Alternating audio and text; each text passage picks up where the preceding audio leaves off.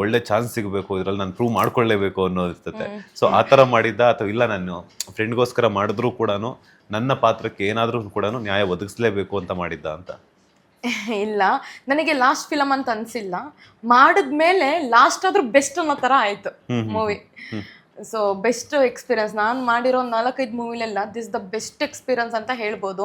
ಒಂದು ಪ್ರಮೋಷನ್ ಆಗಿರ್ಬೋದು, ಎಲ್ಲರದು ಸಪೋರ್ಟ್ ಆಗಿರ್ಬೋದು, ಯಾರು ಕೂಡ ಯಾವ ಆಕ್ಟರ್ಸ್ ಮೇಲೆ ಒಬ್ರಿಗೊಬ್ರು ಕೂಗಾಡೋದು ಅದೆಲ್ಲ ಎಲ್ಲ ತುಂಬಾ ಫ್ರೆಂಡ್ಲಿ ಆಗಿತ್ತು. ಪೂರ್ತಿ ಟೀಮ್ ಪೂರ್ತಿ ಫ್ರೆಂಡ್ಲಿ ಆಗಿತ್ತು.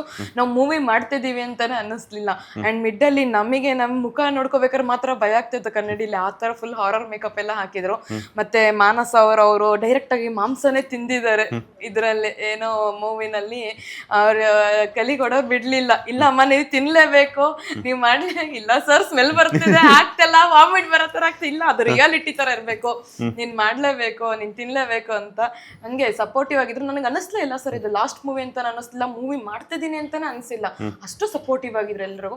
ಬಟ್ ಇವಾಗ ಅನ್ನಿಸ್ತಿದೆ ಮೇ ಬಿ ಮತ್ತೆ ಅವ್ರೇನಾದ್ರು ಡೈರೆಕ್ಷನ್ ಮಾಡಿದ್ರೆ, ನನ್ನ ತಾಯಿಯಿಂದ ಏನಾದ್ರು ಪರ್ಮಿಷನ್ ಸಿಕ್ಕಿದ್ರೆ ಮತ್ತೆ ಮಾಡೋಣ ಅಂತ ಅಂದ್ಬಿಟ್ಟು ನೋಡೋಣ ಏನಾಗುತ್ತೆ ಅಂತ. ಬಟ್ ನಾನು ಫೈನಲ್ ಡಿಸಿಷನ್ ತಗೊಂಡಿದ್ದೀನಿ, ಕೈಂಡ್ ಆಫ್ ಬೇಡ ಸಾಕು ಅಂತ.